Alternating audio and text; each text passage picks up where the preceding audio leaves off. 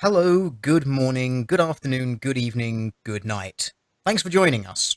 On a more serious note, though, I'm here with one of the honey badgers. You should well know her by now, Alison Tieman, and she has come up with some rather interesting ideas and observations around the general political climate that we've been seeing. What with Hello, the good morning, various good afternoon, good shifting evening, points that we've seen, especially with the political debate happening and the futures of feminism, anti-feminism, and all of that nonsense in the entirety of society. So, hello, Alison. How are you doing? Oh, I'm fine. Doing well. I actually quite enjoy. A lot of people have looked at what I've been saying and said that it's very negative, but I actually feel like when you finally define a problem, you're getting somewhere. So I'm not. So I'm feeling good about this personally. I'm feeling good about what I have put together in terms of what is actually going on, or my thoughts on what is actually going on. I don't want to be so arrogant to say that this is the definitive statement on what is actually going on. Did you want me to get into it? Just give it an overview, an outline, as it were. It would be very helpful. That way I can be on the same page as you and everyone who's not heard any of this stuff, which is quite possible given the fact that there's going to be people in this audience who have never heard of you before, so it'll help them to understand where exactly you're coming from with this. So I think that would be a rather good idea. Okay, well then I'll start where I started to get an inkling of what was going on. It was in Charles Fourier. If you don't know who Charles Fourier is, he is the person who originally coined feminism as a term and a concept. And it was in a book called The Generations something. Well, regardless, he coined it back in, I believe, the 1800s or the 1700s. And he coined it in addition to doing some other philosophical research, but in that case, it was into socialism. But that aspect of his research, of his philosophy, didn't really gain traction. It was the feminism that gained traction. And here's what he believed in a nutshell. It's the quote directly from him. Social progress and historic changes occur by virtue of the progress of women towards liberty, and decadence of the social order occurs as a result of the decrease in the liberty of women. And if you put it simply, he's basically saying that a society's morality is judged by the freedom it grants women. And there's no reference to the situation of any other group in society, no reference to the citizen obligations that come with freedom, just the liberty of women, full stop.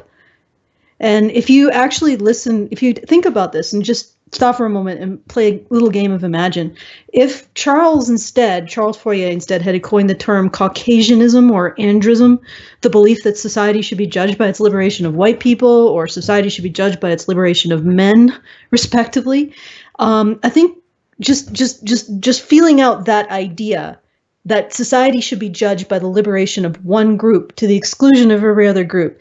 If you put any other group besides women in there, you see the bigotry. I think if you even put black people in there, you would see the bigotry. I don't, as much as there are supremacy organizations, Black Lives Matter, I don't think there's any black group that could get away with saying society all around the globe, unqualified, every single society should be judged by how well it liberates black people and no one else. But we do that when it comes to women. We accept it. We look at that and we say, oh yeah, that makes perfect sense. But now that Charles is like, back then, he created this definition.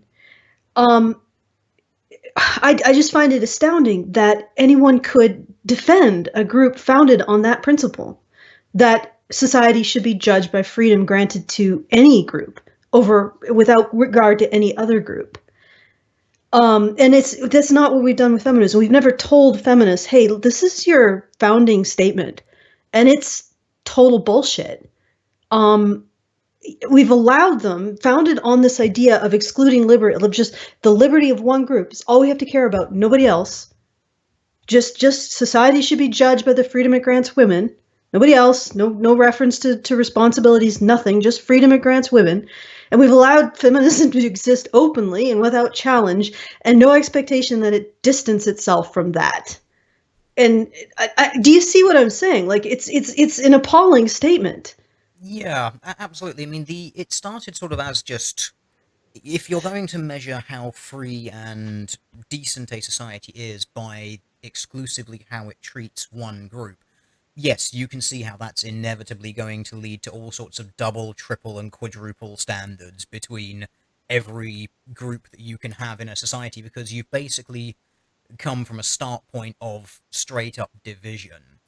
But if I was going to try and play devil's advocate here, which I suppose is my job here to your overall hypothesis, um, how would you answer something saying along the lines of, the reason that it was framed as such was because this was a number of decades ago, and obviously, as we know, centuries ago, there were objective sort of legal differences in standing between men and women. The reason that he did that was because he saw that objectively there were less legal rights that women had than men. So he would sort of say, "Oh, okay, so we're going to judge it by how we're treating the women in that," but then obviously maybe in that statement he's not taken into account the social obligations or legal obligations that men had.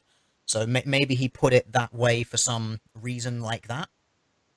So what you're saying is that maybe because of the situation, the legal situation of women at the time, that's why he was putting it Phrasing that it way. as such, and that, yeah, and that if he were to sort of see the statement today, he would amend that statement to include everyone. That it might just be sort of a product of the time, like a product of the language. Like we look at a lot of the old feminism. Now, Susan B. Anthony, we know, based on her statements, she was a horrendous racist because, she was talking about the whole loaf of suffrage. If it must go to everyone, let it go to white women first and the Negro last. Now, the racism in that statement isn't the term Negro, because that at the time was common parlance term for someone who was black, in the same way that we use the terms black and African American now. The racism is in the, well, white women are morally better than black women, therefore they should have it first.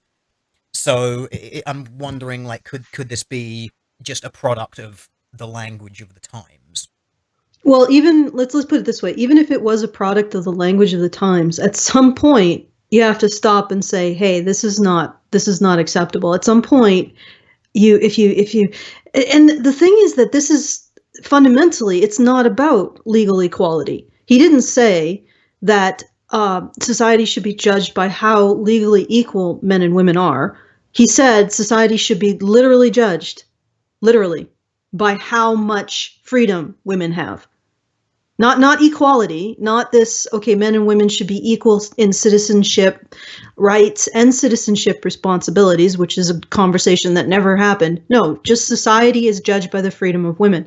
So I think that even if you take into account the time in which it was stated, it doesn't really make it a really acceptable statement.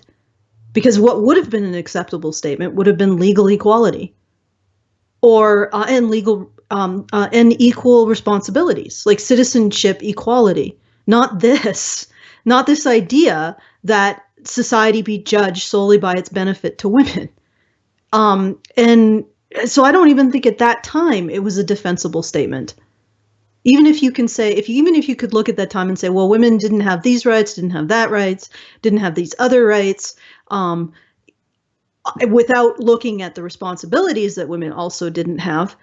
Even if you could look at that the result is not, the reasonable conclusion is not, let's liberate women and consider liberating women to be our goal, our holy goal as a society, as how we would judge a society by how it liberates women.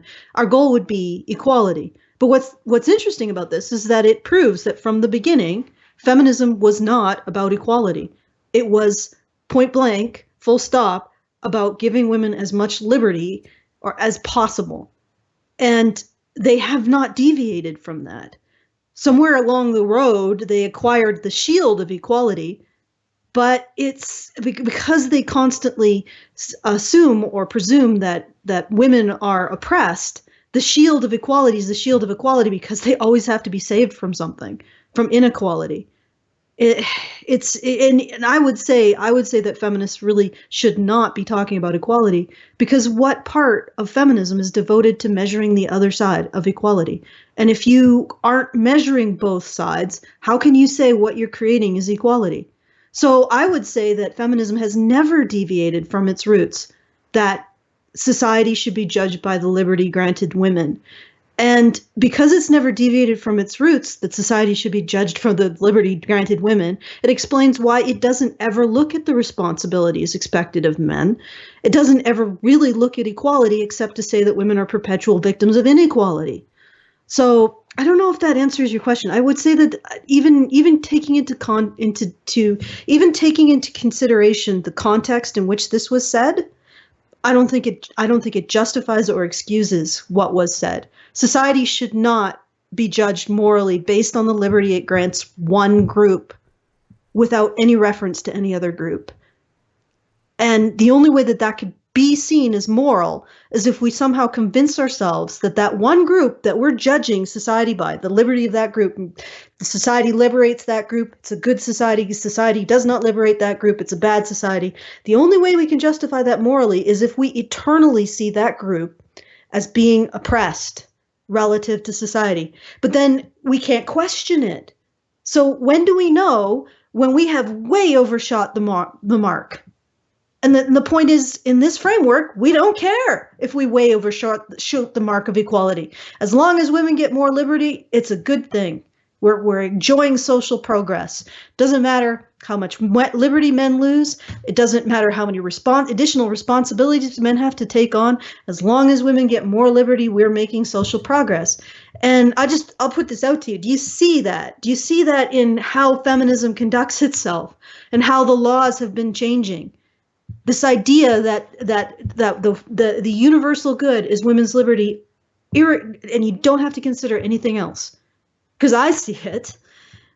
Yeah, it is something which I've definitely noticed, and I suppose this is something which I've sort of mentioned a little bit before. It's been mentioned by other people here on YouTube, people like Stardust, that ultimately this feminist movement seems to be more of a general product out of human behavior. It seems to be linked very, very heavily to the innate gynocentric focus of humans, that everything that they do, or not everything, but a goodly portion of the societal layout of people is do things for women. It's ultimately goes back to the overall mating strategy and breeding strategy of humans, which is men do things to protect and provision for women, because that is the way that they in essence acquire the female attention and the female affection. And because of this, obviously women have then worked out ways by which they can get men to do things for them, and that this sort of constant feedback loop of behavior is going to inevitably permeate how societies are formed and how societies function, which is why this basic pattern of behavior is something that you can observe cross species. It's something you can observe cross ethnic boundaries, cross geographical boundaries, cross governmental boundaries. They all fall into the same pattern of men do things to get and win the attentions and affections of women. And this would seem to be a sort of fairly logical outgrowth from that basic pattern of behavior. And obviously, when an animal exhibits a kind of behavior like this that is necessary for its ability to procreate, it's not really surprising that you see animals exhibiting psychological adaptations towards that kind of behavior. You know, the brain is able to adapt new sort of faculties to enable that behavior. The ability to replicate that behavior is then passed on. It's reinforced not only biologically, but socially as well. And it just becomes a constant ongoing cycle. So it seems completely fair that, or reasonable, that this feminist idea that we must do it all for the women's is something that seems to be almost innately hardwired into people that we're probably not going to be able to get away from. So just want to pop that one out there, because this is, I suppose, where the real uh, charge comes in, because you and HBR to some extent, but I know you personally to a great degree, have had a lot of problems with accusations of things like Islam apologia, because Oh God, you, we're going there. well, we might as well, because this is what this is related to. Yeah, because you're saying that, well, if you look at this society, you can't just say women have it worse over there, because at that point you've only weighed one side of the scale. You're not looking at how this society also treats men. Like, while the men do have, in some cases, and quite a lot of cases, objectively more legal power than women, they also have a lot more legal and social responsibility. And that's why when you actually go into those societies and you say things like, go to the women in places like Saudi Arabia and you say, well, you can't drive. That's like a crazy violation of your rights. You know, you're being restricted in your ability to move. That's ridiculously unfair for you. And then they say, well, no, it isn't, because my husband or his brother or his father, they have to chauffeur me around everywhere. It makes me feel like a queen. So it comes sort of then down to the different perspectives that you have on this. yeah. Well, I mean, before I get into the Islam apology, I just wanted to address, because you said quite a few things, and I'm not like avoiding it, but the idea that species sort in cultures revolve around this idea of getting resources to women. Now, this is something that people seem to have like the mainstream seems to have a really big problem with, but it's so obvious, and I think it is because this idea of this moral the moral focus of society should be benefit to women. We can't look too hard at it because it becomes an immoral thing. You can't focus on one group to the exclusion of others. That's immoral. But so we don't want to look at it. We want to ignore it and pretend it doesn't exist. But it obviously exists. Women are prioritized for resources. And they're prioritized for resources because they bear children. And because if a society doesn't do that, it doesn't reproduce. Now, there are other factors. For example, there's situations where the number of women are restricted in terms of being born, in terms of female infanticide, because society doesn't want to have to deal with deaths as a result of having too many children to feed. And there's a functionality to that, but it's still in context of society giving resources to girls. That's why female infanticide happens, because a family doesn't feel like it can give enough resources to its girls, but boys are net resource producers for the family. It's the same thing as you see in taxes. Men in our society are net resource producers. Women are net resource consumers.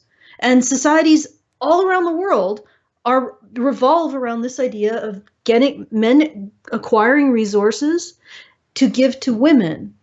And with what's happening with Charles Fourier's formulation, the difference is, and there is a difference, this isn't a physical resource. This is freedom. He said that society should be judged by the freedom it grants its women. And that's not a physical resource. It's almost like a psychological resource. It's something. Liberty isn't something you can eat. But here's what's interesting. And I'll try to go through this because I know this can be slightly confusing. There's another thing in play in all of this, and that's something called moral typecasting. And I've explained it to you, right, Teal'c, before? Yes. Okay, so this is a psychological phenomenon in which we cast people who are perceived to have more agency as villains and heroes. So villains and heroes are closer in our minds together as entities. They seem more closely related to each other because they have agency, because we have perceived that they have the ability to act. Further away from those two are victims, because we don't see victims as having the ability to act. Now, what were happening when Charles Fourier says that society should be judged by women's ability to act? We are perceiving women to be victims, and yet we are pursuing them being put into the category, giving them more and more and more freedom to act, while forcing us to continue to regard them as victims. And this is like, it's like our world is almost breaking apart because we're expecting the impossible. We're expecting women to remain victims while being seen as more and more and more free. And I think it's breaking people's brains. This is where like the regressive left is coming from. Their brains are turning to mush, trying to fit this idea inside their own minds, and that's how it differs from resources. Before, resources simple. Just give the women the resources. They have to take care of the kids. They can reproduce faster. Now we're dealing with something that's far more abstract and far more difficult to handle mentally.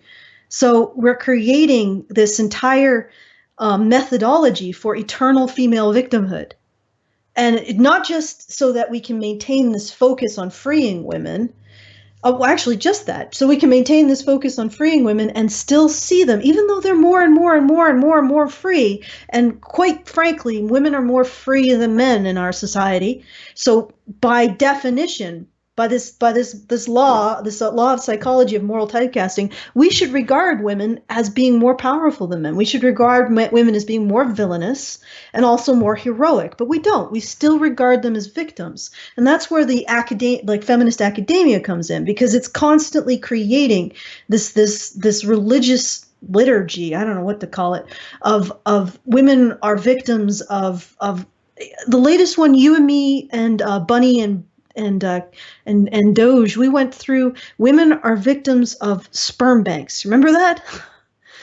Yes, that was rather insane. It's literally you give women all of the choices that they could possibly want, and somehow that makes them victims because they're able to make a choice based on their own personal preference.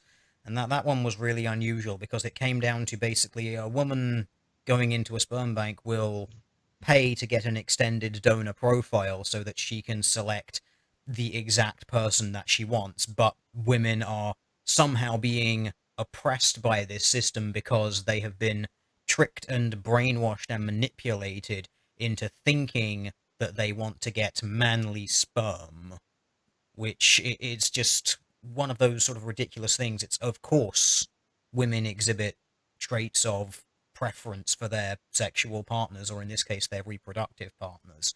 That's how the human race has evolved, for the abilities of both sexes to have preferences that are reasonably innate for their other half. Yeah, and just to address one of the questions in chat, this is Devil in the Details. Allison, if that's the case, why are feminists always typecasting women as victims and as oppressed class? Because they have created, feminism is a moral system in which social progress is measured by the freedom of women, or how we if we stop freeing women from oppression, social progress ceases, according to the feminist framework. Therefore, there's a drive to continually find new oppressions to free women from.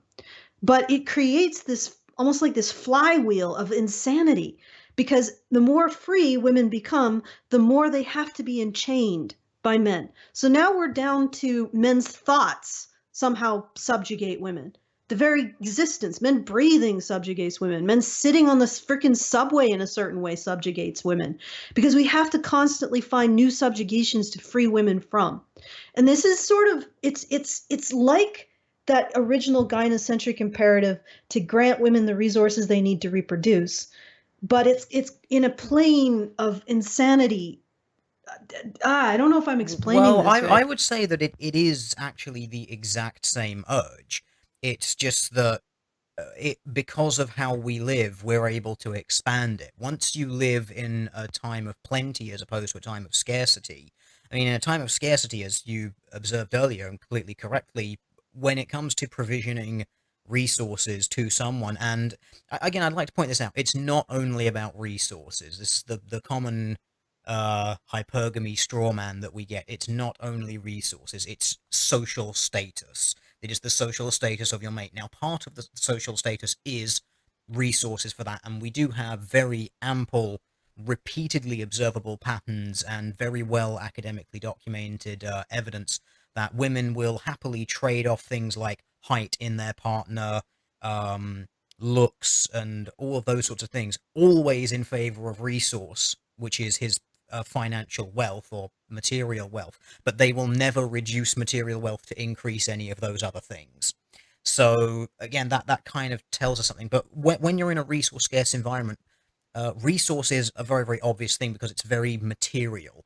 Once you live in a time of plenty like that, and everyone is able to basically have more or less anything that they want, you start going into more and more and more obscure resource things. That's why we start getting the concept of things like Veblen goods, things which are way more expensive and fancy and ridiculous than they need to be, but they are there purely for symbol of status. It's like, why do you have a Rolex when you could just have a cheap Casio? They do the exact same job. They're both wristwatches. They'll both tell you the time, but you have one as a symbol of your status, whereas the other one is just a purely utilitarian thing.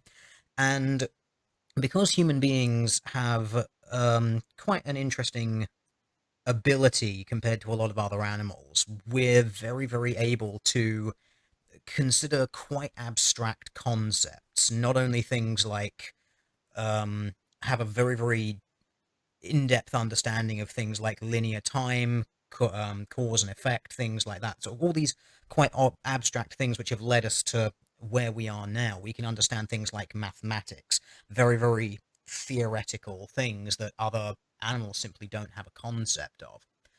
So because of that, we're now attempting to apply that same gynocentric urge to that quite abstract theoretical plane. And within that plane, it seems that all we therefore have is then what is able to be provisioned to your mate as a man. What can you as a man then give to a woman in that plane? Now, obviously, you can do all of the things. You can be a wonderful conversationalist. You can be funny. You can be smart. You can be erudite. You can be all of these things.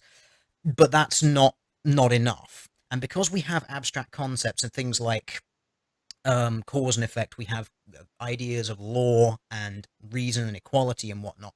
We're starting to try to provision those things, and the problem with those things is they are limitless. There's no end to them. There's no beginning. There's no end. Like when you're trying to establish, like, well, how many rights do you have? It's like, well, how many can you have? They're limitless. Whatever you can possibly envision being a right or a restriction on someone can be, because you can just make it up. They're that abstract. So in this instance, we're no longer competing over things which are sort of physical and therefore limited. We're now dealing with things. I would say it's in some ways it's kind of like oppression inflation. We're printing the money that's going into this system because we can just create it out of our minds. It doesn't matter. It's an endless supply, and as a result, it it deflates the value of every single thing that we get, which is why we're now dealing with men, how far apart men's knees are, and how dare they have the air conditioning at such a level, because we've reached that point where these sort of really abstract things is the only thing we can do. So we just keep throwing and throwing and throwing because it's the only thing that we know how to do, because it's part of that essential social dynamic. Yeah, and with what the reason why I brought moral typecasting up is at some point there should be an end game, and yet there isn't. At least not yet. At some point, women have to be perceived as having agency, having the ability to act, and then leave the damsel role for the agent role. And yet that point is being delayed. It's like we have this entire academia, this entire media that is trying to prevent that point from happening, and then turns around and complains that women are regarded as damsels and that they're not seen as competent as men. It's it's a double think. And to be honest, I don't think like I always come at it from I don't think this is a benefit to women. That when we create a church around an unquestioned dogma like this, and when we have this moral expectation that women be liberated and that be the only good, what we end up doing is we create a sin. And the sin is that, or the situation where sin is everywhere, is that women are always worse off. They're always dealing with more. They're always in chains everywhere. And that necessitates us going in and saving them constantly from sperm banks, from men having their knees too far apart, from this, that, and the other thing. And And that sin, and generating that sin or generating that sense of urgency and that there's always somewhere we need to be to save women requires an academia or a priesthood to create this illusion, and preachers to preach it, so that we're constantly in this state of expecting or wanting to save women. and and I think that this eventually, it's like this is something that's going to have to eventually come due, because we are basically destroying the underpinning of our society. We want women to be able to, for example, have sex with whomever they want, but still be as believed when they say they're raped as someone who, is very chaste and doesn't. And I know I'm going to get shit for that, but it's a matter of due process. The idea that a woman who has sex with lots of people or lots of men has had sex with another man is more conceivable than the idea of a woman who doesn't have sex or hasn't had sex or isn't interested in or doesn't go out every Saturday to go find a guy to have sex with was raped. That the due process, the presumption of innocence, the beyond the shadow of a doubt is more, it's more likely in the second scenario than the first scenario. And yet what we're doing is we're eroding due process so that women can engage in behaviors that suggest that they would consent to the man number 52, and still be seen as having the same unlikelihood of having consented to man number 52 as a woman who had never consented to any man ever in her life. And it's that kind of, and that idea and all of that kind of, oh, women are victims of this, is like wood chippering through our civil society and our laws and our protections against people from the government. And the reason why I say that this isn't a benefit to women is when you construct this structure around an unquestioned belief, the people who are drawn to that unquestioned belief are drawn to it because they can use it to exert moral authority and moral control over everyone. But once they're there, once they have constructed their authoritarian regime, they don't give a shit about women, and they don't give a shit about men. I mean, look at this. She used the example of that thing we read about the sperm banks being patriarchal oppression of women. That the individual who was researching the sperm banks decided that women, that masculinized sperm, literally sperm from men who are manly, was something that women wouldn't actually choose for themselves if they had a choice. Because you know that women as a group don't really want masculine men. They don't want to get sperm from, I don't know, who's the guy who played Thor? I forget his name. But they don't. God knows. Yeah. I don't know that guy. I don't know any names. The guy who played Thor. No woman wants sperm from Beardy that guy. McPectoralson. I don't know. Yeah. Nobody wants sperm. No woman wants sperm from that guy. They want sperm from Steve Shives. Steve Shives, or even more, like a man who wants, a feminist man who God, has as a purse and talks with a lisp and says girlfriend. That women don't want masculine. That was her presumption, was that women didn't want masculinized sperm, and they would only want it out of oppression by the patriarchy. Well, if that person gets the power to tell or gets in control of the sperm donor clinics, women will not get the choice that they want. Because I can tell you that the majority of women want sperm from the guy who played Thor, not Steve Shives. So the women will actually not get the choices that are deemed to be internalized misogyny. So if feminism actually gains complete authoritarian control over society, women are fucked too, because women will not be allowed the choices that feminism says are a result of internalized patriarchy or internalized misogyny. So women won't be able to wear bikinis. They won't be able to wear hot pants. They won't be able to, oh God, pantsuits are a little bit sexualized too. And gosh, I don't think women should be able to show their faces, because they can sexualize those things. You see, and feminism will reduce and reduce and reduce women's choices in the name of freeing them from patriarchy. until women in the West are wearing goddamn burqas. Because feminism has freed us from our patriarchal bargain with bikinis. And there you go. Yeah, that sounds about right, actually. Again, it's this taking. It's bizarre how people can think that they are giving people rights when they are taking away their freedoms.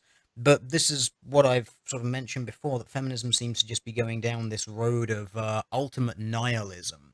They are completely and utterly determined to destroy everything because everything is a patriarchal construct, and they want everything to be rebuilt and rediscovered and redone by women, even though that would actually then result in basically everything being exactly the same as it is now, with Well, very, not very few differences. It would feminist women. well, yeah, it would end up as all of the matriarchies that we see around the place, which, if you've ever actually looked at matriarchal societies, they're actually basically patriarchies, but with property rights being matrilineal. That's the only difference. The men still do all of the heavy lifting and hard labor. The women still do all of the light, easier housework, and all of that sort of stuff. And then even in those societies, like they claim, I've seen feminists claim that these matriarchal societies are all very sexually liberated and women can take all the sexual partners they want. Yes, they can. But even in those societies, it's still a great source of shame for a woman to not know which man sired her child. So, and again, that's a social thing put on by the women. So even when you put women at the helm of a society, they basically form what feminists would deem to be a patriarchal society anyway, because even in those matriarchies, they acknowledge the importance of men's contributions, whereas feminists seem to have absolutely no concept of such a thing. Um, I would say that the feminist, and the reason, like before I said, and I recognize your point about societies, uh, matriarchal societies sort of structuring themselves exactly this way, but feminism would say that that is a patriarchal bargain, and say that women should not have the choice to structure their society in that way. Which is interesting because it does play into my point that I think that women would actually be more free in a society that has equal concern for men's liberty. And the reason why is because that short circuits this whole idea that we have to focus solely on women's liberty, and we have to justify focusing solely on women's liberty by casting men as these patriarchal oppressors. But what results from that? Well, what results from that is we believe that women as a whole are victims of the patriarchal oppressors. So we have to end up restricting women's own choices in order to save them from men. Whereas if we recognize that the liberty of men and the liberty of women should be of equal consideration within reason, within responsibilities, related to responsibilities, if we recognize that, we wouldn't get into this situation where we start restricting men's liberties because they're seen as a direct threat to women's liberties.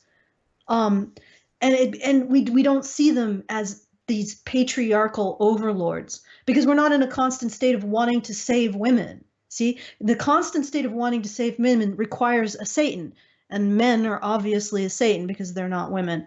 They have to be the ones. They have to be the ones restricting women's freedoms. They have to be the ones we need to be in a crusade against. But at the same time, is when you say that men are the ultimate restrictors and jailers of women, you turn them into the bad guy. You also allow the idea that women shouldn't be allowed any choices that are somehow infected by men's desires. So you get right back into destroying women's liberties because you can't allow them choices, because if they do have choices, these men who are so much more powerful than women will take those choices away and force those women to make their choices.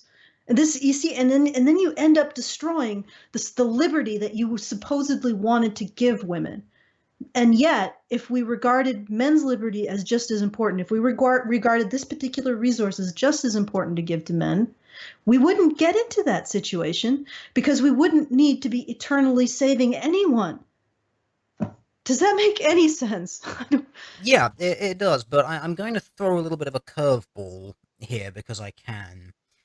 I'm going to say here, maybe we shouldn't be focusing on giving the liberty to men, because men and women, when it comes to the West, you have basically all the rights you could ever really want. You know, it varies a little bit from country to country, but generally everyone's pretty damn free to do more or less whatever they want.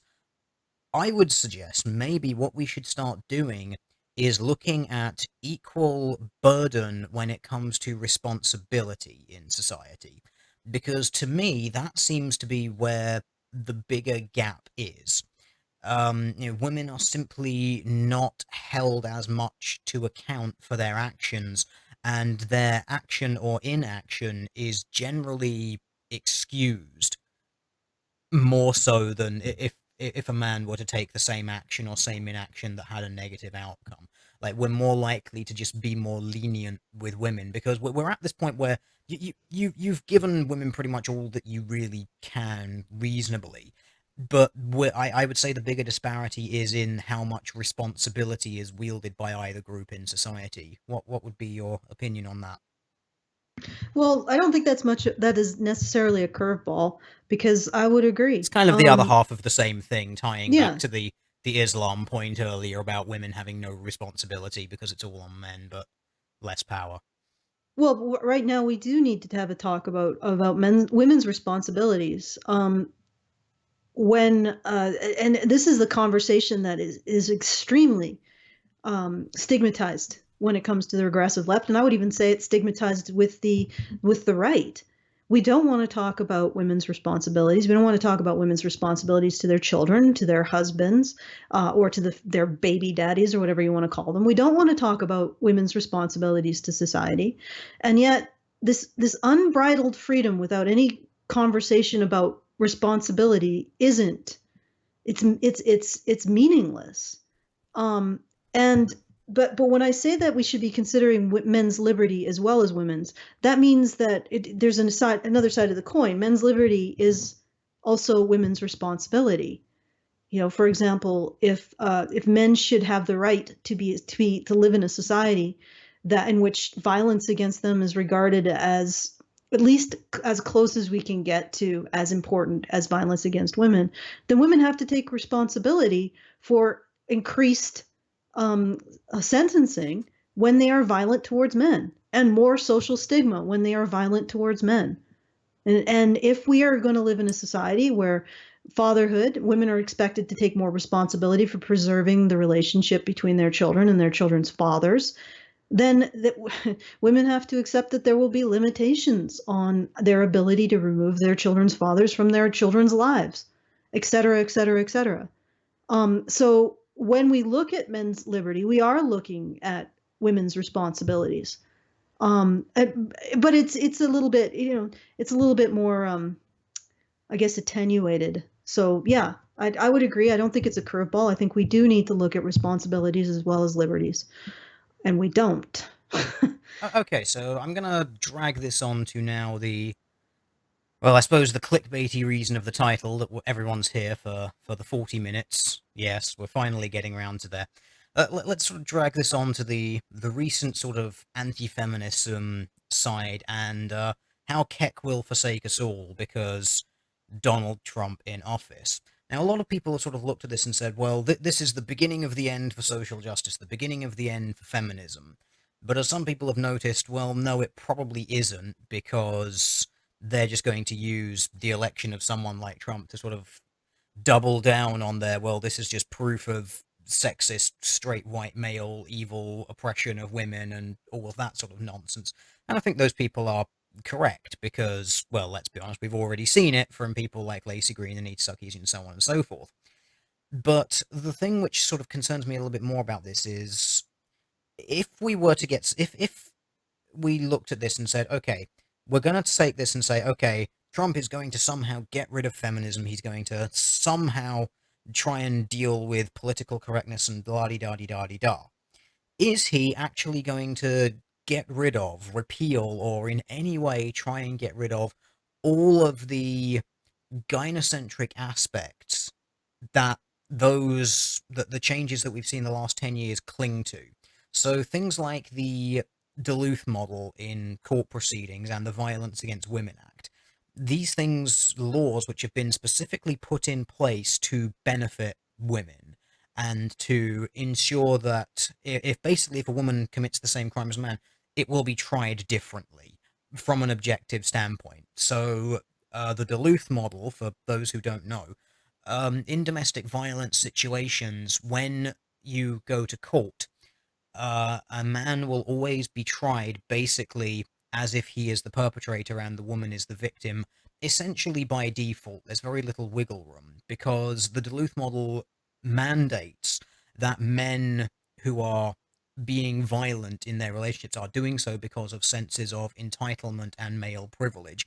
And that is sort of struck from the record when it comes to women. So it instantly will presume in some cases that women's violence towards men is basically sort of something that's done in advance as a means of protecting themselves, or as a means that she was pushed to it by him. So it's a legal thing which basically always puts the onus on men. It's women worsting written into law. The Violence Against Women Act is very much the same thing. Now, if we were to apply this to sort of people like Trump, are they actually going to get rid of things like this? Are they going to start ungendering things like this? Are they going to enact or at least set into motion the wheels of something which is going to look at the up to 60% sentencing gap between men and women, where women are about half as likely ever to go to trial and then about half as likely to even go to jail if they are convicted, and get something like about half of a sentence or out in half the time? Are they going to do anything about that? And I would look at that and say no, because these leaders, these men that we have in offices all over the place, know that the best way of doing things is to provision women with what they want, because that way they guarantee the female vote. And in most Western countries, there's more female voters than male voters. So, if you are what women want, they're going to vote for you.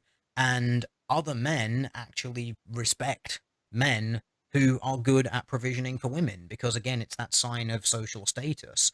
So again, it seems to be sort of constantly linked together.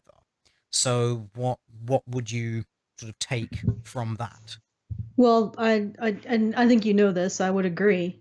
I don't think that the Republicans are going to repeal VAWA, the Violence Against Women Act. I don't think they're going to do anything with, for example, the Dear Colleague letter, which essentially removes all due process from kids, college boys who are accused of any kind of sexual malfeasance on college campuses. I don't think they're going to repeal any of this. And the reason why is because they have no moral principle to oppose this consolidation. What's represented by the left is sort of locked in the moral direction of our society, because the left pursues this constant liberation of women, and the right has no moral principle to oppose the constant liberation of women presented by the left. Essentially, what the right does is it says, "Hey, wait. This thing you're doing, it's costly. I think it's costing a little bit too much. I mean, it's a good thing, but we need to slow down on the spending here. We just don't have the resources to cover this bill that you're accruing." That's what the right does. I use it. If anybody's interested, I've just published. Can I show that to you Yeah, go there? for it. Go on. Okay. It's a more in-depth analysis of what I'm calling the Church of Women Worsting, and it's on the Honey Badger Radio channel. And I can we put it maybe in the low bar after we're done here? I will do, yes. Okay, so it covers all of this in more depth, but I'll try to do it really quickly. Essentially, what the Church of Women Worsting is this belief that everywhere women are in chains and we have to save them. And the left has essentially they've locked down the moral direction of our society, because they're the ones who determine how women are in chains and how we're going to save them. And the way that I describe it is the left is where society is like a car. The left is the steering wheel and the right is the engine. The left is taking us where we're going to go morally. The left is in charge of the moral direction of society. The right gets us there. So the right only really ever maybe stops the engine for servicing or slows our progress down, but it's the left that decides where we're going. So with this Republican win, they're not going to change any of the achievements in both freeing and protecting women that the left have made. That's not what they're there for. They're simply saying, okay, we need to focus on the resources to get this car moving again towards wherever the left is pointing it.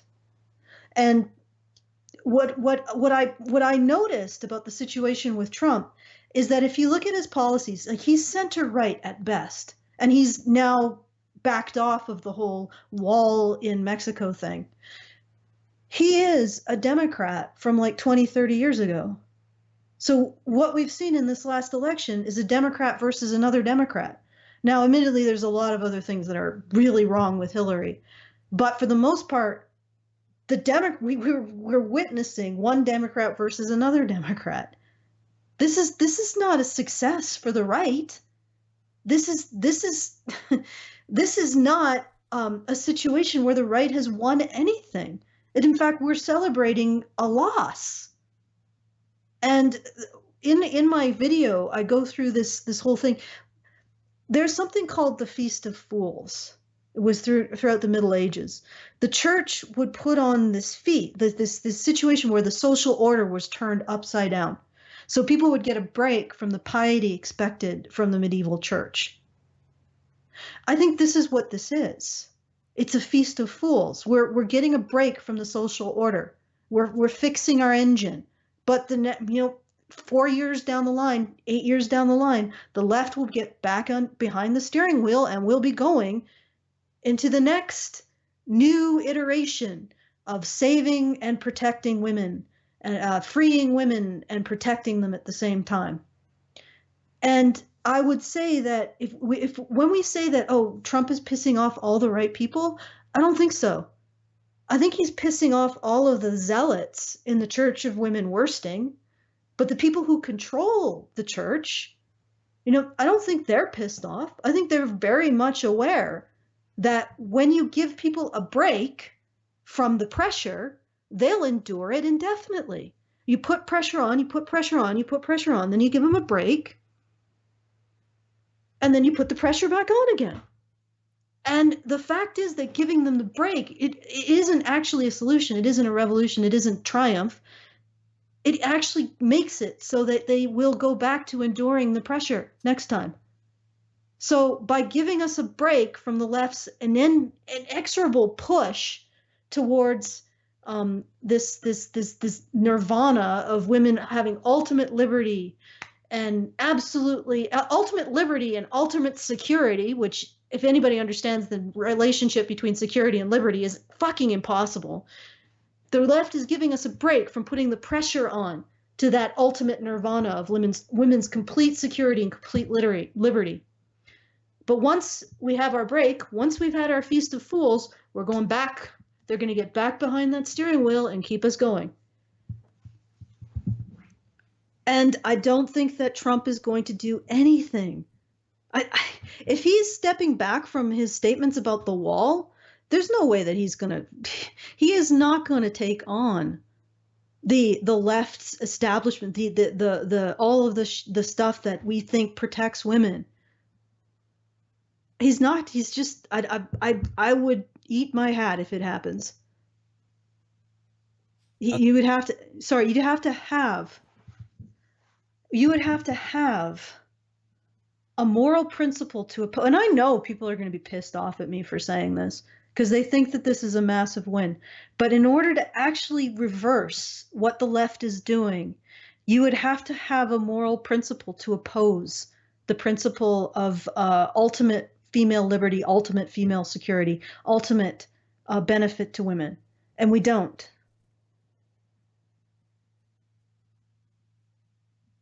Okay. Okay. Yeah. Silence. No, that's fine. I think one thing which people sort of might be of benefit for people to get here.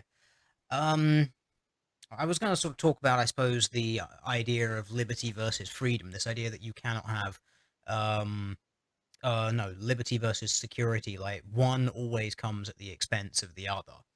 And the way that this has often been dealt with historically by a lot of societies is by giving one class of people or one group of people all of the responsibility and thus all of the power, while the other group has very little of the power, but then very little of the responsibility. And that pattern has often been divided along gender lines, with men getting more of the power, but also the most of the responsibility, and women getting less of the power, but then less of the responsibility.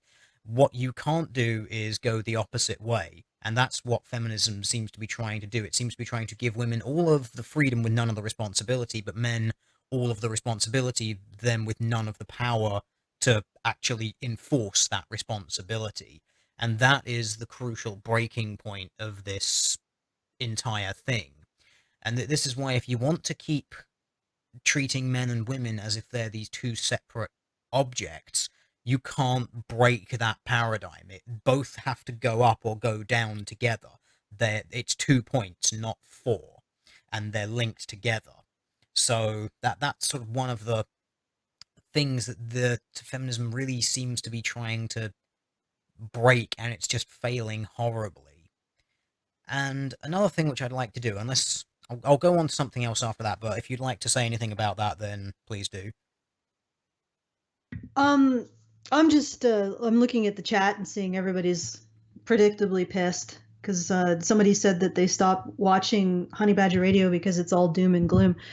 To be honest, like I said at the beginning of this, I find it actually very satisfying to correctly identify the problem, because once you correctly identify the problem and you're not dealing with all of the distractions and the feast of fool distractions, basically, then you can start working on a solution. Now, there might be some disagreement. I don't know if Teal Deer thinks there can be a solution, but I think that at least it's worth trying. And for me, this has been very liberating because I can see the solution now. I can see where we're going wrong. We're going, and it's right there in Charles Fourier's formulation. We are creating a society in which all we care about is the liberty of one group of people. And we are creating a society where we only care about the liberty of one group of people, and that group of people is not the resource producers, is not the ones who are actually creating the possibility of liberty. So we're basically in a society that's going to cannibalize itself. And knowing that means that we can identify a solution.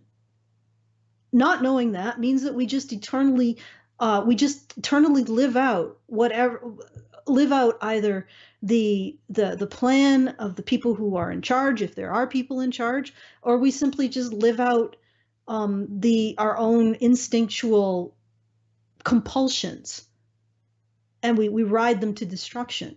But now we know what's going. At least I know, or I seem to feel like this is accurate because I haven't heard anyone who's been able to make an argument against it. Now we know what's wrong, and that what's wrong is this obsession with the giving liberty to women.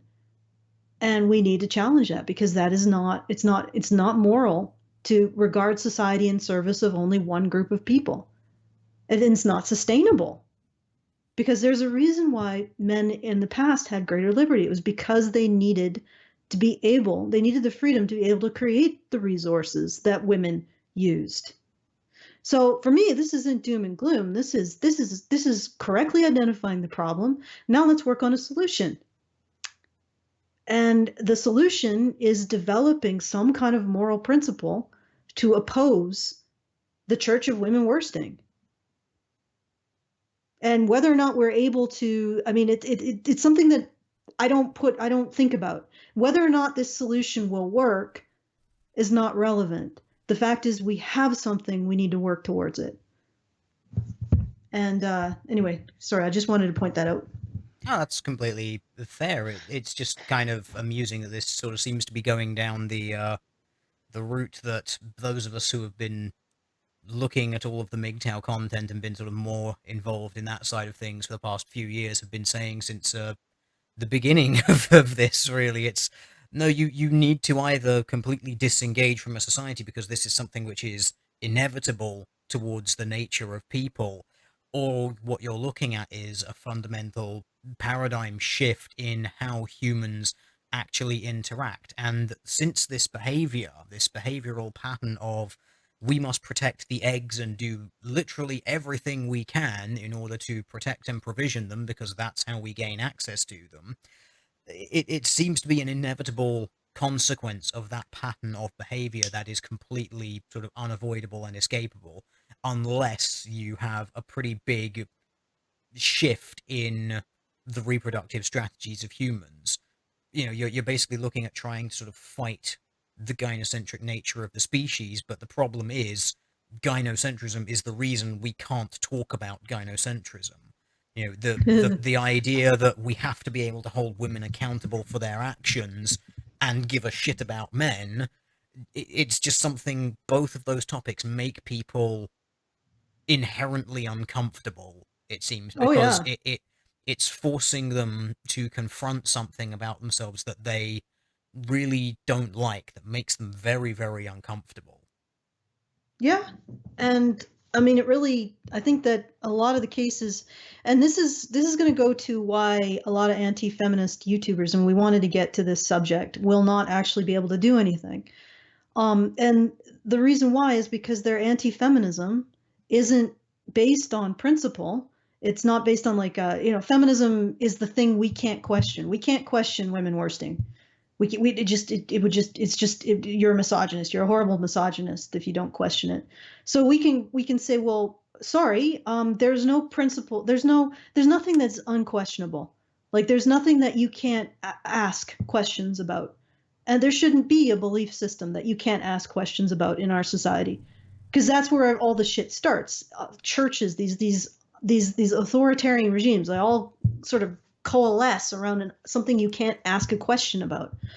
So, I mean, you can oppose feminism on the principle that there shouldn't be anything that you can't question. You can oppose women worsting on the principle, because that's basically what feminism is. It's just women worsting, reducing women down to victims of everything. You can oppose women worsting on the principle that there should be nothing that can't be questioned. You can oppose women worsting on the principle that you can't stop caring about the people who create society, who create the resources that you're using to create this utopia for this other group of people that you actually care about. That's horrible. I mean, but I don't think a lot of anti-feminist YouTubers oppose feminism on those grounds, on principled grounds. I think they oppose it on the grounds that they just don't, well, they want to get the church off their back. They just don't want to have to deal with the authoritarian left. But at the same time, as they say, oh, men in the West aren't bad, they're saying, well, actually, men over there are bad and men back then are bad. All of the men who aren't under the control of church are bad. And they don't realize that by saying that all of the men who aren't under the control of the church are bad, they're actually supporting the church, because the church is what's making men not bad. And if you're not willing to question that that reflexive belief in women worsting wherever it rises, and that doesn't mean that after questioning you can't conclude that women have it worse in a particular situation or in a particular group or whatever, but you have to accept that you can question it. And if you're not coming to an opposition of feminism from a principle of being able to accept that you can question women worsting, then you're not opposing it at all. In fact, you are supporting it, because you become the feast of fools. You become the break, the momentary relaxation of the pressure before the pressure is resumed, and we get driven some more towards the whatever direction the Church of Women Worsting wants to drive us in. So I'm just putting that out there. I know people sometimes have trouble following my logic. Well, no, I don't, but that's because I'm more or less very much of the same mind on this. There's a lot of people, when it comes especially to the YouTube anti-feminism, who basically seem to not really actually necessarily understand the underlying principles of some of the arguments that they make. and they basically just sort of turn into regurgitation machines, making the same arguments over and over and over again. But then when you approach them with an original position, something like, well, are women actually oppressed in Islam, or is Islam just oppressing everyone? Is it just a bit shit for everyone because everyone has duties that they don't want to do, everyone has obligations they don't want, everyone has, responsibilities and lacks of power and so on and so forth. It's just that it's different for either of those classes, but because of that difference, you can't ever really directly compare it. It becomes impossible. And then you just get the kind of knee jerk, oh, Islam apologia or Islam a phobia or one or the other. It's like you're either a lover of it or a hater of it for some reason, even when all you've just But done is say, I'm well, simultaneously. I'm yeah, both. yeah, I have people saying that I'm an Islam apologist and an Islamophobe. I've always found that remarkable. Sometimes on the same video, actually, often on the same video. that's pretty And standard, frankly. But yeah, yeah, it comes to this idea that a lot of people aren't sort of willing to even, I think, understand the base principle of what they're saying. They just repeat things. They just repeat good arguments that they've heard, or good arguments that they've kind of figured out from things which have been done before, because they know it works against feminism. They know it works against the regressive left. It gets them off of them so that then they can just sit around in their hubris like, oh well, I'm just better than these people, I'm just smarter than them because I said this thing or I named this logical fallacy. Fuck you. But there's no actual addressing of the deeper point here, which is, why did it come from the starting point of, we must measure how, the measurement of a society is by how it treats its women? Where did that come from, and why is that such an impossible thing to shake? Because then we start touching on, well, that's a gynocentric worldview. Well, where did that come from? Well, that then inevitably becomes from certain faculties of human behavior. Okay, what faculties of human behavior? Limiting factors in reproduction and reproductive strategy. Then you start touching on hypergamy. Sorry, no, that's the buzzword that people don't like, because that applies the agency of women. Feminists don't like that, and I've noticed there are anti-feminists who don't like that, because it applied agency to women and responsibility to women. And you can't have that. It just, that's for all the game that some people will talk up saying, no, I believe women are human, they can do all this stuff. As soon as it's like, yeah, but they have the agency to make this choice, suddenly no. That supposed logic rational center just switches off. yeah, I would have to agree. And the thing is that I get into a lot of flack about my so-called defense of Muslim men. I actually haven't offered a defense of Muslim men. I'm just defending the defense.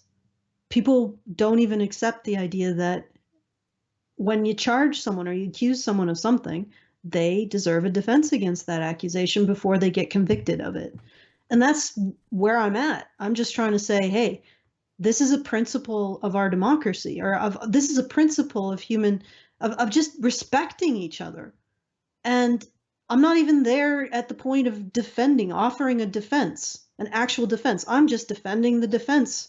And I've been defending the defense of men for like 13 years on the internet, at least. And it's the same thing. You can't conclude, you can't have a conviction or even make a conclusion until you've considered the counter proposition. And this is something that is really sort of scary because, and it's not just Muslim men, it's also Indian men. I've heard that Indian men are the devil. I've heard that Mexican men are the devil. I've heard that Spanish men are the devil. I've heard that men in Africa are the devil. And I believe that in every case, there should be a defense against that charge of felony oppression. And if we ever lived in a society, which would just boggle my mind if we could, then which women were publicly with billion-dollar campaigns accused of felony oppression of men, then I would want them to get a defense too. And that's where we're at. I'm just upholding the principle, even just the principle of questioning. and people have already come to a conclusion, and I don't even know when the discussion happened. Like, when did the discussion, when did the trial of Muslim men happen? When did the trial of Indian men happen? When did the trial of Mexican men happen? No, we just jump to the freaking conclusion that they are horrible patriarchal oppressors of their women folk. And not just that, but there are aspects, like, I got into a bit of a debate with Habib and some other people who are probably on the other side of this entire debate, but they may be a little bit more in the situation of being rational and wanting to have the discussion. And I pointed out that when you put men in positions of power, they lose, because of moral typecasting. People who are put in positions of power lose compassion. So if you have a choice between doing violence to somebody in a position of power and doing violence to someone who isn't, or isn't perceived to be in a position of power, because societies do go to great lengths, taking the Nazi example, to pretend that a group that isn't in positions of power actually is. But if you are asked, would you do violence to someone you perceive to have power, or do violence to someone you perceive doesn't have power, you would rather, because of moral typecasting, do violence to the person who's perceived to have power. So when you put men in positions of overt power, they lose concern and they lose compassion. And you're doing it without, usually in these societies, men are put in positions of overt, quote unquote, power without their consent. But when you do that, you ensure that they're more likely to be subject to violence. And that's something that we have to consider as well when we talk about patriarchy and gynocentrism and all of these other things. And it's something that people don't. And I put that out there in the conversation with these individuals who are on the other side of, not necessarily the other side of the apologia debate, but the other side of whether, women or men have it worse in Islam. My personal opinion is it doesn't fucking matter. Why are we even doing the comparison? But regardless, I put that out to them. I put out the fact that when you put men in positions of overt power, you strip social concern from them. You ensure that everyone in society prefers to do violence to them rather than women. So when you talk about patriarchy, you got to consider that. Gynocentrism is a natural result of patriarchy. Men in overt power means women are more concerned. People are more concerned with the situation of women. The more we create this public perception of women's victimhood, the more concerned we become about women. And you cannot make an estimation of who has it worse without considering the effect of moral typecasting on the situation for both men and women. And I'm going to step off my soapbox there. Oh, that's fine. One of the points which I'd like to make is, we talk about this. A lot of this, especially when it comes to the culture clashes between things like Islam and the West, comes from in-group and out-group preference. And this is something which we know very, very well for humans. It's, again, another essential and innate part of how humans interact. It's you have your in-groups and you have your out-groups. Now, things like Islam is part of my out-group. I really, really dislike it to the point where I frankly wish that Islam would just be completely destroyed from the face of the earth, because they are part of my outgroup. And people then, who are within Islam, the men of Islam, unsurprisingly, look at the Western society that I live in and say, well, you're part of our outgroup. We wish that you would be destroyed off the face of the earth so that we can overtake you, and so on and so forth. And this is then where it comes back to this we must protect the women's narrative that a lot of people then end up using. Like, I noticed someone in the chat was saying, oh, the Islam is evil thing came from when they started invading Europe. It's like, yes, but you look at then how Islam men treat women. Which women are they treating badly? It's mostly the non-Muslim women. Like, the Muslim women, they treat, again, not well by Western standards, but by the standards of their own religion. They are doing what they should be doing. They are doing what is necessary. They are treating them correctly and well. They are protecting their modesty. They are protecting their honor. They are ensuring that they remain chaste. They're doing all of this good stuff, and the women are playing along with this. So that's something that again has to sort of be taken into consideration. We're not only looking at gynocentrism here, but then we're looking at the constant headbutting of in-group and out-group preference in this.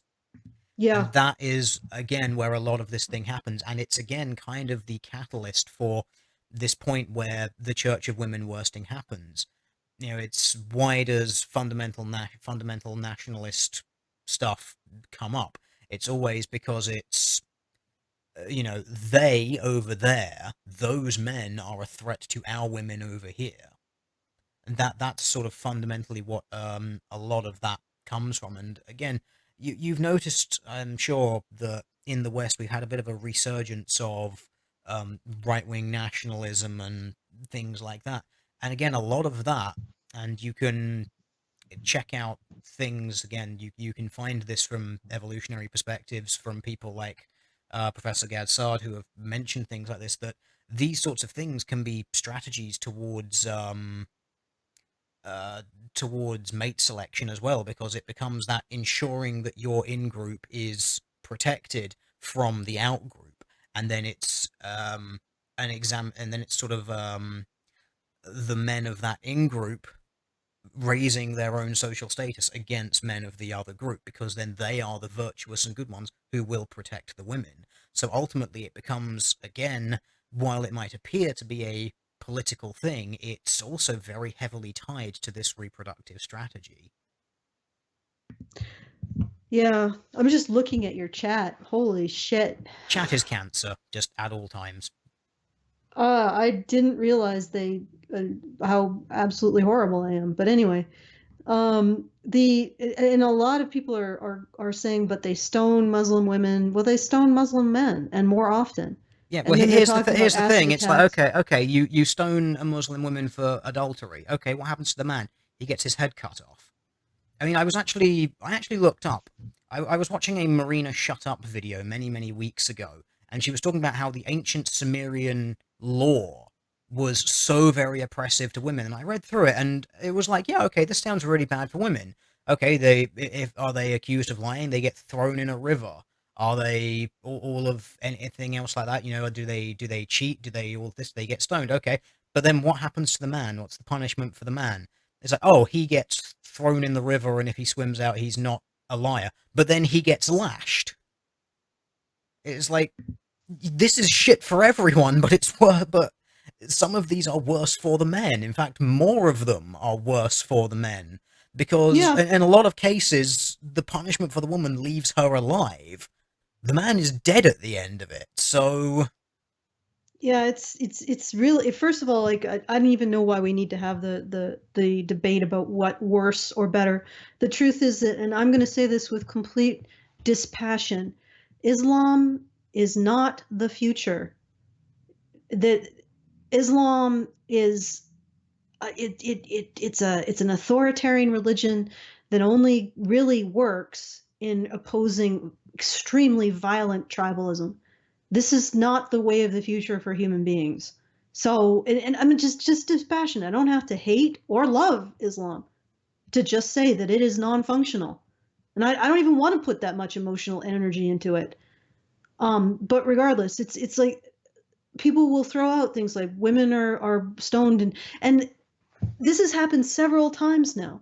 On Twitter, someone will tweet to me. Like the most recent one was a article where there was this woman being lashed, I think in Malaysia for something, some activity that had, or for holding hands with her boyfriend. And she said, and it was like, oh, you guys are getting shit for this kind of thing because you're not recognizing the situation for women, blah blah blah. And I'm looking at this article and I'm like, okay, I know that this law is also applied to men. So I'm going to look at this article. I'm going to look past the headline that says, "Watch this woman be horribly treated by being hit with a switch in Malaysia." I'm going to look past this clickbaity headline and I'm going to see what's reported on in the article. So I click the article, and remember, this article was sent to me as an example of how I'm a horrible misogynist for ignoring the fate of women in the Muslim world. And I click on this article, and right below the headline is 13 people are punished in Malaysia for holding the hands of their partners. 6 of whom, if not 7, are men. So he had sent me this article about how badly Muslim women were treated, and at least half of the victims had been men. And he sent it to me because he thought that I was ignoring the situation for women in the Muslim world. And I pointed it out to him. And what was interesting, the end of the exchange was different than usual, because when I pointed it out to him, he said, "Oh, shit, you just made me realize how much of a bias towards women I have." And this is something that another individual, Habib, sent me a case where a woman received, I think, 140 lashes for being raped, allegedly. But she hadn't received the 140 lashes for being raped. She received it for being in the car of an unrelated man. And when she was in the car of an unrelated man, they were attacked by a group of gang rapists. And the man was raped too, and also received the same punishment for adultery, not rape. And Habib had sent this to me and said, "This is a woman being punished for adultery, and men aren't punished like this for adultery." And in the fucking situation, yes, the man had been punished. Or sorry, this is a woman being punished for adultery when she was raped. That's what was said. And when I looked at the situation, I'd found not only was a man also punished for adultery, but she wasn't punished for having been raped. She was punished for the alleged, like, the bullshit adultery that had preceded the rape. And it's like, this happens so often that people present me this evidence of women being horribly oppressed in the Middle East, and you just look a little bit below the surface, and you find out that men are treated exactly the same, if not worse. It just reminds me of it's the hashtag bring back our girls all over again. It's like, bring back the 200 girls because they've been taken and they're being horribly treated. Yes, that's terrible. What happened to all of the boys? And the number of people I've sent information to about that exact case, it's like, yeah, this is what happened to all the boys. Oh yeah, they were dragged outside, tortured, beheaded, shot, doused in gasoline and burned alive. Yeah, all these terrible things, and they're just like, I didn't even know there were boys involved. Well, there you go then. Yeah. You know, it's And what would you rather do? Would you rather be beaten and raped for a couple of days, or would you rather be beaten, raped, and killed? well, I And don't even in think the girls were likely to be raped. They were compelled to live pious lives, essentially. So they might have been married off. We don't know who they would have been married off. Of course, they were kidnapped. It's a bad thing. It's a horrible thing. But the people, the Boko Haram kidnapped them, forced them into what they consider to be pious lives that would, they think, benefit them. So in response to these girls pursuing Western education, Boko Haram kidnapped them and said, basically, go live a pious life. We're going to marry you off to someone, live a pious life. To the boys who pursued a Western education, Boko Haram treated them like enemy combatants. Most likely they did rape them if they gave them enough time, like if they lived long enough, and they just beheaded them or set them on fire. And this is the culture that is supposedly oppressing women. If women step out of line, go live a pious life.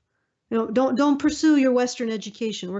We'll kidnap you and force you into a pious life, but that's what we're gonna do. You're still one of us.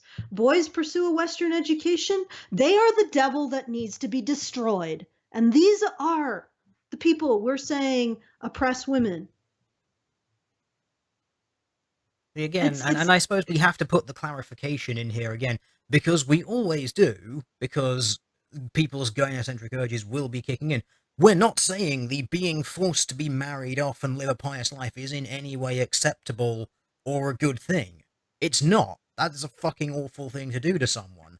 but But it's an it's, order of yeah, magnitude. it is, Let's yeah, it's just not, it's, if you're saying that's terrible, okay, what's your opinion of the people who are being killed instead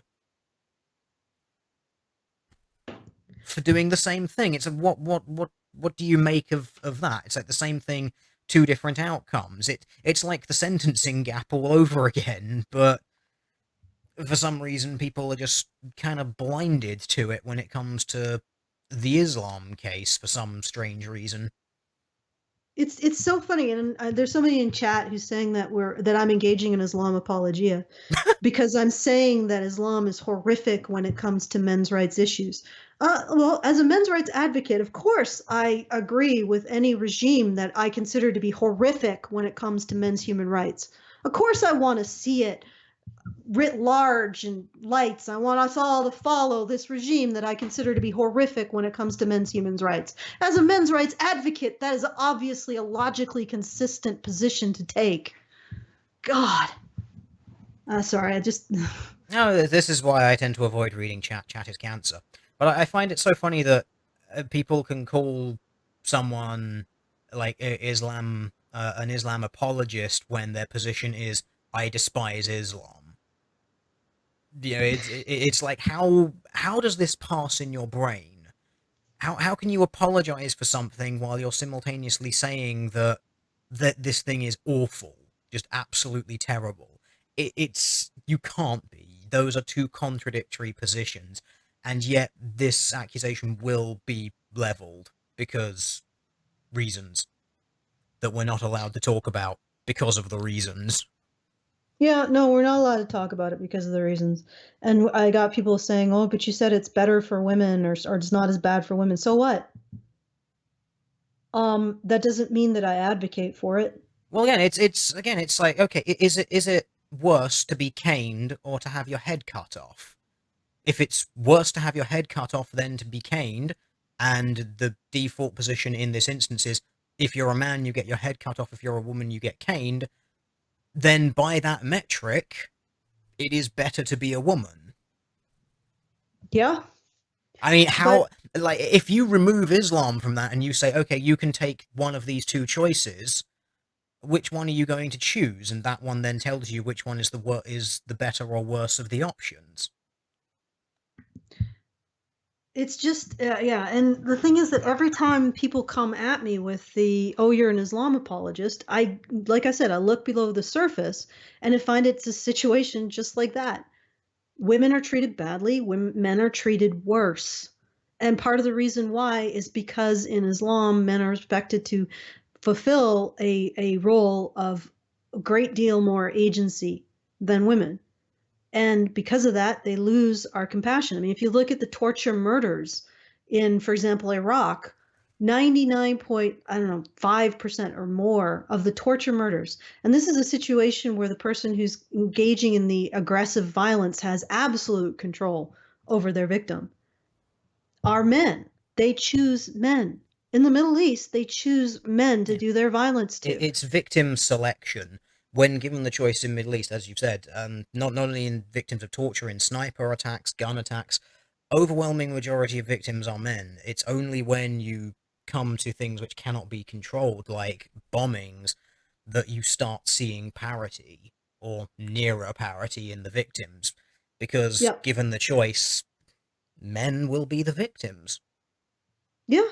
It if you gave if you could line up as many Muslim men as you wanted and give them a gun and say which would you rather shoot, a man or a woman? 99.5 times, and probably the 0.5% where it wasn't, they would choose a man. Now, you're saying that men who would choose men to do violence, to do their violence to, who would rather blow off another man's head, cut his head off, light him on fire, you're saying they hate women.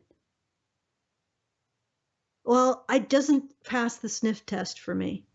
And I'm not going to get into the who has it worse. Who the fuck gives a shit? Islam is not the future. I'm not even going to be hateful or angry or upset with Islam. I'm just going to dispassionately say, we've tried that, doesn't work. Let us move on. Let's get rid of it. Let's, or at the very least, reduce its negative aspects as much as possible if people have some sort of, I don't know, sentimental attachment to it. But don't give me this bullshit that Muslim men hate women or hate their women. Well, Because if that's you the thing. The gave interesting thing is they don't even hate each other's women. I remember there was actually a show I did with Honey Badger Radio where we looked at one of the. It was the one where they were talking about the worst countries to be a woman, and they were talking about how a lot of women who are married are raped, and it was a comparison between Sunni and Shia Muslims, and a lot of them were war brides, and it was like, okay, so a good number of these women have been forced into these marriages, but once again, what happened to the men?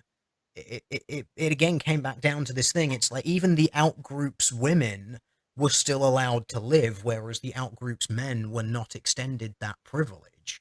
So even outside of the in group, this double standard of we must protect the women. It's like, yeah, you can treat them like shit. Hell, take them as a fucking sex slave. It doesn't matter. But they're still going to be alive. Now, you Yep. can start making the case, well, living your entire life being beaten and constantly raped, in some cases, death would be a sweet release, but it's just the fact that that difference in standard exists in the first place that has to sort of then be examined as to why. Yes, because and here's the irony: if Muslim men from the Middle East, not necessarily from our culture, were actually capable of mounting a credible military threat, which they are not, by the way, they're, as far as I can tell, they're pretty much fucking useless when it comes to anything military, aside from blowing themselves up and killing about 1,000 Muslims for every one Westerner at best. If they could mount a credible military threat and take over, I don't know, Europe, what do you think they're going to do? Do you think they're going to round up all the European women and shoot them? No. They're going to round up all the European men and shoot them. And these are the men that hate women, that you say hate women. And I know Muslim men. What they'll do is they'll round up all the European men, rape them, and then shoot them. Well, it's funny, The, if you actually see the radical street preachers, and if you've seen any of the videos, like the what was the really viral one a few months ago, Open Gates or something like that, and what are these extremist Muslims shouting at the men in the culture? You will be dead, and your daughter and your sister and your wife will wear a Muslim headscarf. They're even expressly telling you, your women are going to become our women, and you're going to be dead. and yet they hate women. Yeah. It's like your women are going to be alive and living with us, and you're going to be in a hole in the ground. Again and again, it's you don't even have to sort of say it's like these are the people that hate women. It's like, okay, but fine, but then again, where does this double standard come from? Why does this double standard exist? And again, we always come back to that awkward topic, because gynocentrism. Yeah, but you know what? I think we should continue this at another time. I Yeah, think. we have been going on, but I still find it quite interesting that it just people's differences of reaction when you consider the fact that there are these double standards, but they don't really seem to question where this comes from or why. And in some cases, are just simply saying, well, X is worse than Y, when they don't actually know what the value of Y is. Oh yeah, yeah. No, I get that a lot. Like I said, I gave a couple examples. People will come at me and say, "Oh my God, women have it worse." Example, example, example. I look at the freaking examples, and the men are either being as punished as much or worse. I mean, the example where the one woman got 40 lashes for adultery, the man also got 140 lashes. But I believe that he started out with the punishment of 140 lashes. She started out with a punishment of 70 lashes and got another 70 on because she lied about him being a member of the gang of rapists who ended up raping him as well. And the police found out about it. So she got 70 lashes for adultery and 70 lashes for lying to the police, allegedly. She might not have lied to the police. Who knows? It was a fucked up situation. He got 140 lashes for adultery. So every situation where people come at me like a spider monkey with hands full of shit and start throwing this quote unquote evidence, if you look below the surface, you find that men are punished as much, if not more. And you know what? I'm not even going to say that if men are punished as much, if not more, that means men are worse off. Because there is something to be said to having some control over your fate. So I'm not going to say worse or better, but I am going to note that when people come at me with these statistics or these anecdotes, almost invariably there is a man being punished as much, if not more, than the woman who's being punished for whatever is being punished for. So it's like at this point in time, I have to shake my head, because every time this situation happens, I've discovered that the person who's asserting that women have it worse has not measured the situation for men in any credible way. And not just measured the situation for men, but explain how the fuck we're supposed to compare the two situations. Like, how much do you weight those extra 70 lashes? How much do you weight not having as much control over your destiny? How much do you weight being forced to take financial responsibility for another able-bodied adult for the rest of your life? I mean, could you imagine that?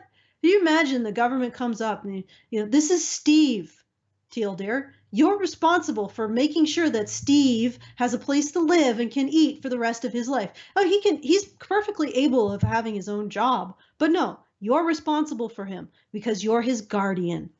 I mean, is that a fucking benefit to you in any sense of the word? No, it's a loss of your civil liberties. And yet, Depends how good Steve is at scratching me behind the ear, to be honest. yeah, If he's good at that, he can stay. yeah. Got to Fair lighten enough. it up a little bit. All right. Okay. So, well, the question here was people asserting that women have it worse without looking at the situation for men. When I have looked at these assertions, usually the situation for men is pretty bad too. And like I said, I don't want to get into better or worse. I don't think it's a worthwhile thing, but you can't make an assertion that women have it worse. And then when people say, well, what about the men? Say that they are playing oppression Olympics. When you make a comparison statement, you have had to compare both sides. You've had to measure both sides. That's all I'm saying. Yeah, it's if you genuinely think that in a circumstance where men have it worse over here or women have it worse over here, citation needed. I will expect the evidence that you have seen for both sides and how you've weighed it. That's all it is. It's just a request for information. Okay, you say that women have it worse here. Okay, what measurement did you use? What law did you see? What social conventions have you seen for these women? And what's the male equivalent or the male opposite? What is the obligation or law around men? But it doesn't even stop there. I mean, first you got to identify all the ways that men and women have negatives, and then you have to create some transparent method of comparing them. And it's like, so we first list all the shit that men deal with, all of the shit that women deal with. And then that's not the end of it. Then we have to figure out a way of comparing them that is transparent, makes sense, and is logically consistent.